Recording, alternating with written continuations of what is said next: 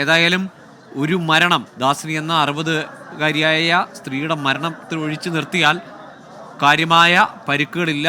ഈ പ്രാഥമിക പരിശോധനയിൽ അങ്ങനെയാണ് ഡോക്ടേഴ്സിന്റെ വിലയിരുത്തലും തോന്നുന്നു, അല്ലേ? ഗോകുൽ, തീർച്ചയായും അങ്ങനെയാണ് വിലയിരുത്തൽ. മാത്രമല്ല, നമുക്ക് അങ്ങനെ തന്നെ തുടരട്ടെ എന്നുള്ള പ്രതീക്ഷ കൂടി വെക്കാം. നമുക്ക് ആ കൃത്യമായി കണക്ക് ഞാനൊന്ന് പറയാം. അതായത് ഈ ബസ്സിലുണ്ടായിരുന്ന, ഈ അപകടം പറ്റിയ ബസ്സിലുണ്ടായിരുന്നത് 49 പേർ. അതിൽ 26 പേർ തിരുവനന്തപുരം മെഡിക്കൽ കോളേജ് ആശുപത്രിയിൽ, അതായത് ഞാനിപ്പോൾ നിൽക്കുന്ന ആശുപത്രിയിൽ പ്രവേശിപ്പിച്ചു.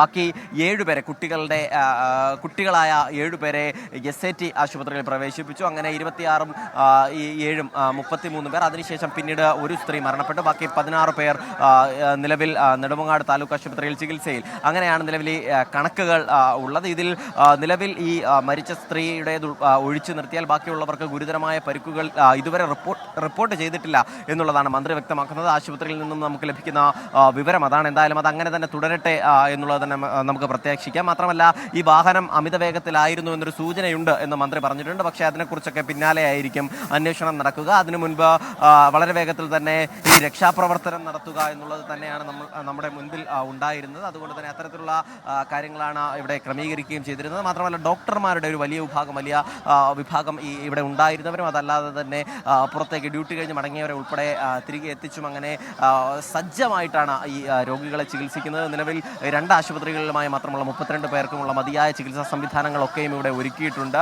മാത്രമല്ല, മറ്റ് സംഭവങ്ങളെല്ലാം എന്താണ് നടന്നത് എന്നുൾപ്പെടെയുള്ള കാര്യങ്ങളിലുള്ള അന്വേഷണമൊക്കെ പിന്നാലെ വരികയും ചെയ്യും. നിലവിൽ ആശങ്കപ്പെടാനില്ല എന്നുള്ളത് തന്നെയാണ്. ഒരു മരണം നിർഭാഗ്യകരമാണ്, ദൗർഭാഗ്യകരമാണ്. അത് ഒഴിച്ചു നിർത്തിയാൽ ആശങ്കപ്പെടാനില്ലാത്തൊരു വാർത്തയാണ് നമുക്ക് പുറത്തേക്ക് അറിയിക്കാനുള്ളത്. എന്തായാലും ആ വാഹനത്തിൽ കുട്ടികളും ഒപ്പം തന്നെ മുതിർന്നവരും ഒക്കെ ഉണ്ടായിരുന്നു. വിനോദയാത്രയ്ക്ക് ശേഷം മടങ്ങുന്നതിനിടയിലാണ് ഈ അപകടം ഉണ്ടാകുന്നത്. നല്ല റോഡായതുകൊണ്ട് തന്നെ രാത്രിയായതും വാഹനം കുറവായതുകൊണ്ടൊക്കെ തന്നെ സ്വാഭാവികമായും വേഗത കൈവരിച്ചിരിക്കാം എന്നുള്ളതാണ്. പക്ഷേ CCTV ദൃശ്യങ്ങൾ ഉൾപ്പെടെ ശേഖരിച്ചാൽ മാത്രമേ അതിന്റെ കൂടുതൽ വിവരങ്ങളിലേക്ക് കടക്കാൻ കഴിയും. എന്തായാലും ഈ തീർച്ചയായും സലിം മലിക്, ഏതായാലും ആശ്വാസകരമായ വിവരമാണ് ഈ മണിക്കൂറിൽ വരുന്നത്. ഏതായാലും ദാസിനി എന്ന 60-കാരിയുടെ മരണം ഒഴിച്ചാൽ ഇരിഞ്ചിയത്തെ ഈ വലിയ ബസ് അപകടത്തിൽ പരിക്കേറ്റ ആർക്കും അത് ഗുരുതരമായ നിലയിലല്ല എന്ന വിവരമാണ് മന്ത്രി GR അനിൽ അല്പം മുമ്പ് പങ്കുവച്ച വിവരം. അത് അങ്ങനെ തന്നെ തുടരട്ടെ എന്ന് നമ്മളും ആഗ്രഹിക്കുന്നു.